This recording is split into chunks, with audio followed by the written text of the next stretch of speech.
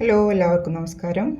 ഇന്നത്തെ വീഡിയോ ഒരു നാടൻ തേങ്ങ അരച്ച ചിക്കൻ കറീൻ്റെ റെസിപ്പിയാണ്.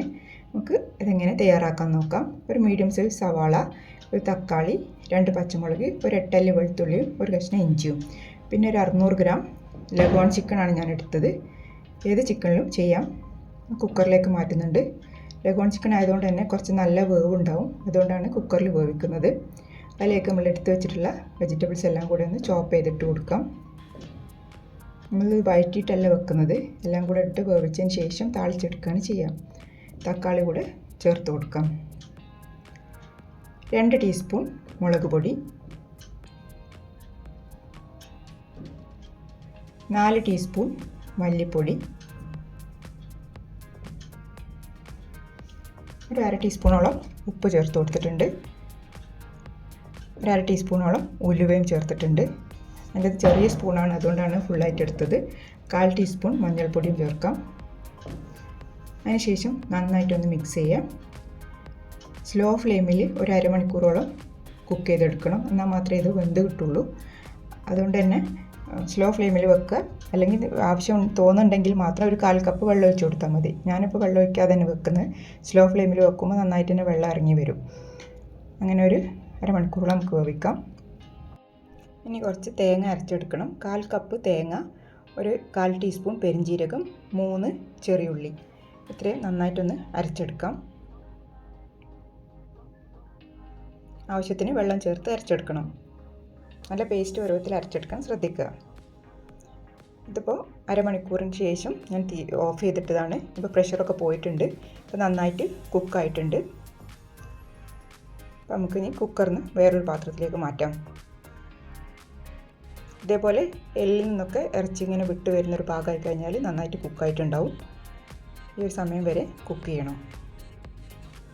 ബ്രോയിലർ ചിക്കനിലാണെങ്കിൽ കുക്കറിൽ വേവിക്കുമ്പോൾ ഒരു വിസിൽ മതിയാവും, കൂടുതൽ നേരം വേവിക്കേണ്ട ആവശ്യമില്ല. ലഗോൺ ചിക്കൻ ആയതുകൊണ്ടാണ് ഈ രീതിയിൽ വേവിച്ചത്.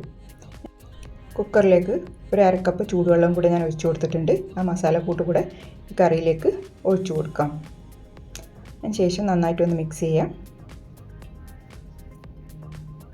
നമ്മൾ നേരത്തെ അരച്ചു വച്ചിരുന്ന തേങ്ങ കൂടെ ചേർത്ത് കൊടുക്കണം. ആദ്യം തന്നെ തീ കത്തിക്കണം. അതിന് ശേഷം കറി ഒന്ന് ചൂടായി വരുമ്പോൾ നമുക്ക് തേങ്ങ ചേർത്ത് കൊടുക്കാം.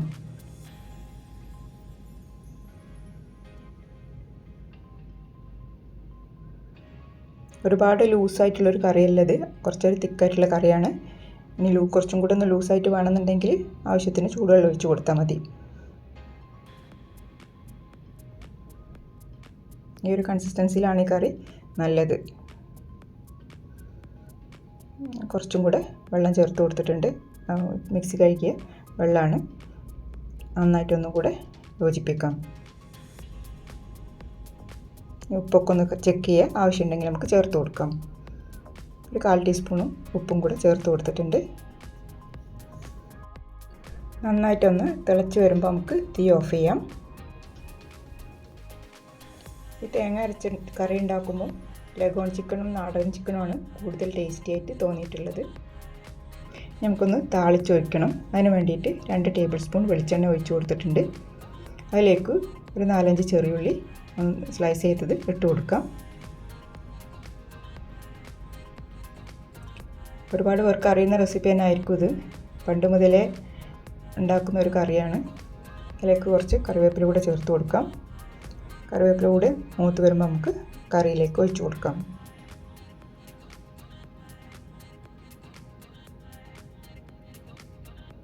നമ്മുടെ കറി ഇവിടെ റെഡി ആയിട്ടുണ്ട്. നല്ല ടേസ്റ്റി ആയിട്ടുള്ളൊരു കറിയാണ്. ഒരുപാട് സ്പൈസി ഇഷ്ടപ്പെടാത്തവർക്ക് തീർച്ചയായിട്ടും ഇഷ്ടപ്പെടും. പത്തിരി, ചപ്പാത്തി, നെയ്ച്ചോറ് എല്ലാറ്റിൻ്റെ കൂടെയും നല്ല കോമ്പിനേഷനാണ്. അപ്പോൾ ഇതുവരെ ട്രൈ ചെയ്യാത്തവർ ചെയ്ത് നോക്കുക. റെസിപ്പി ഇഷ്ടപ്പെട്ടിട്ടുണ്ടെങ്കിൽ സപ്പോർട്ട് ചെയ്യുക. ലൈക്ക് ചെയ്യാനും ഷെയർ ചെയ്യാനും ഒന്നും മറന്നു പോകരുത്. Thanks for watching.